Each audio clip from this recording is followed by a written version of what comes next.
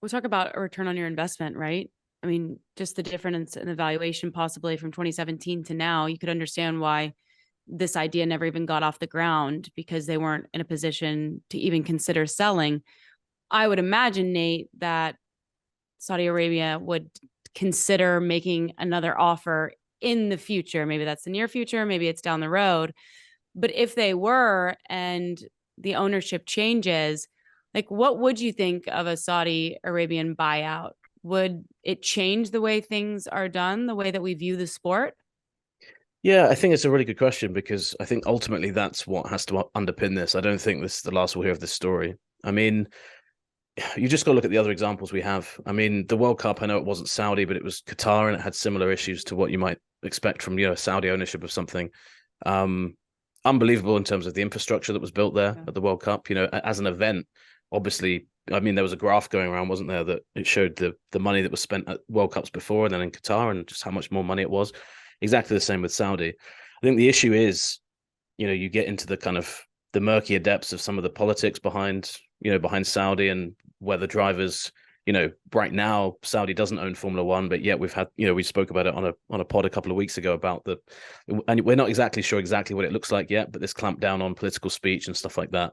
And one of the targets, for some of the protests that Lewis and Seb made in previous years was Saudi, for a number of issues. So you start to worry about things like that. Does it? I think a lot of the time it comes back to this classic issue of sports washing, doesn't it? And that's the phrase that gets thrown around. And I think that Saudi, if you look at the other examples in other sports, they're very, very good. They're very, very smart at how they navigate a lot of those issues. They say, look, we're here just to buy a sports league. We're not into politics, stuff like this. But I mean, the golf, some of those press conferences those players had before that tournament started were painful. They were just kind of like, well, we're not going to talk about it. We're not going to talk about it. And it becomes the main story for Mhm. a little bit. And I've always felt that the reason this has become a big thing and the reason it's successful is, and you saw it again, to use the World Cup as a kind of maybe a slightly clumsy, but recent Mhm. example. I think a lot of the Middle Eastern countries that, are getting these events or getting these sports will almost ride out the bad publicity for a year, 2 years, and then just get onto the business of running it. So in terms of Formula One, what it would mean, I think that would be the main concern, or one of the big concerns is, what does it mean from a political, social standpoint?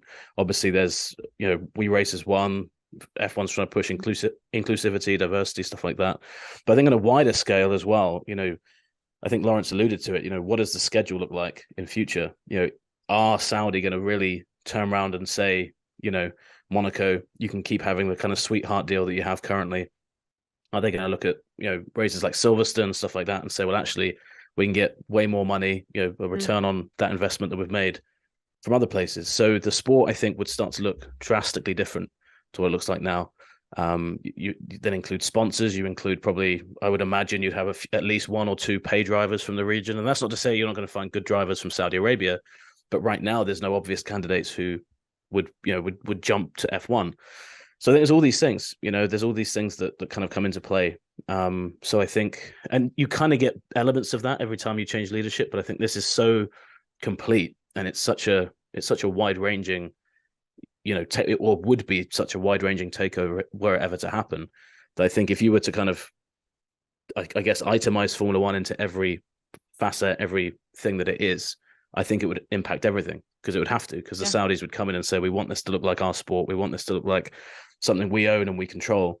And there's a lot of things right now that, they would say, well, we want to change that, and you can probably list those. I've mentioned some of them, but there's probably more I've not even thought about. So I think it would be big. And you can imagine the Saudis coming back with a different offer. Obviously, we're not in the room with those discussions, Mhm. but I think an interesting thing, if you're Liberty now, you look at it, if they were looking to sell, there's no other, you can't really see any other companies that would even be able to really match close to that.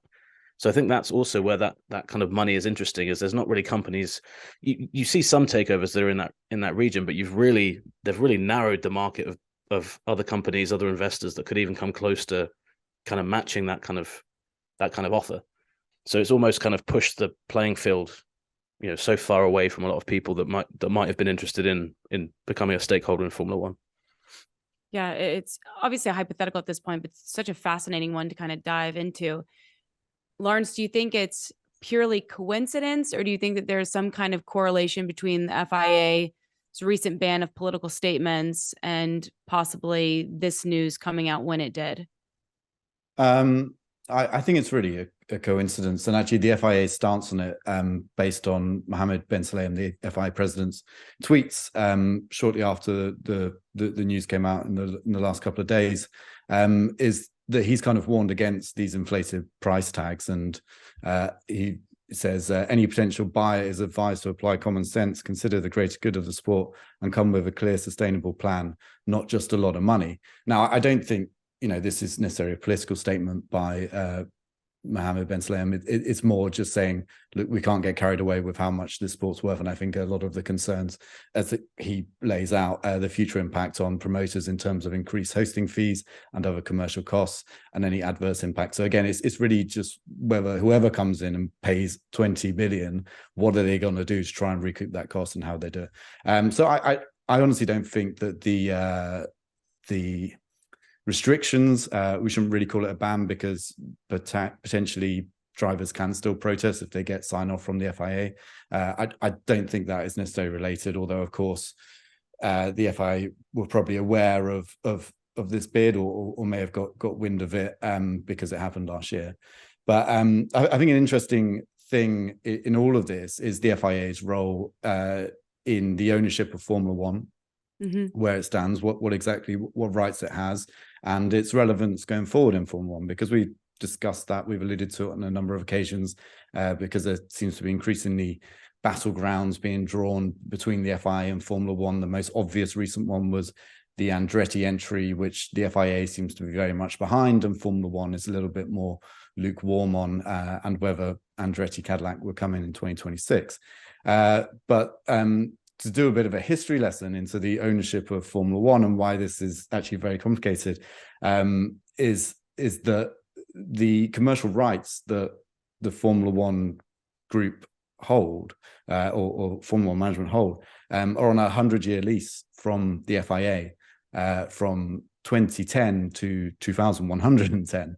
So essentially, you actually get this kind of ownership structure quite a lot in the UK housing market. You have leaseholds, which you don't necessarily own on the ground on which the building's built, but you have the lease for 100 years or so on. I'm sat in a leasehold right now, Lance, so that's a great. There you go. Exactly. I own the flat, but I don't own the building. I mean, but for all intents and purposes, you own that building, right? I mean, you can do with it what you want. You can knock walls through, assuming you get planning permissions and so on. So it's the same thing. F1 owns the commercial rights, and they will make money off them. But there is this kind of contract in place, this lease in place, and this was a hugely controversial deal. It remains to be a hugely controversial deal because it was sold by the previous FIA president Max Mosley to Bernie Ecclestone for somewhere between $300 and $360 million at the time. Now that's for 100 years of exploitation of the commercial rights.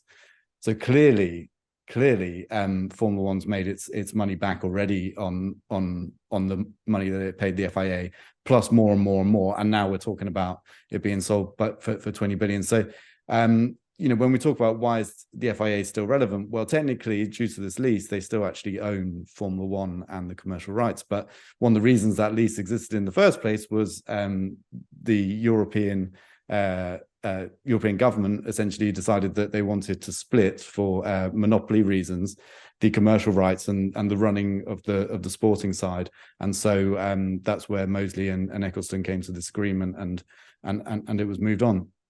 So yes, it's very complicated. The other thing is whether the FIA would have any say over who buys Formula One and for how much. They had to approve the Liberty Media buyout in 2017, and it's interesting that Mohammed bin Sulayem would be so vocal at this stage. I mean, like I said, we don't think F1 is about to be sold. F1 declined the offer, it seems, or didn't get into talks with Saudi Arabia. But should it get to a point where F1 is entertaining offers and is looking at, will they still have to get approval from the FIA? And then what will the FIA say about it? And what will the FIA's position be in it? And how much power will the FIA want to wield to, make sure its own position within Formula One is certain going forward? So it does become very political. But I think, some of the smaller things and some of the things which get a lot of traction are not necessarily the main drivers. That there's a lot going on underneath, and it will be interesting to see how it plays out and to try and stay on top of it. And I just this afternoon was looking back at some of the history of it to kind of refresh my memory of how Formula One and Bernie Ecclestone ended up with such an amazing deal on this 100-year lease of commercial rights. But it's interesting stuff.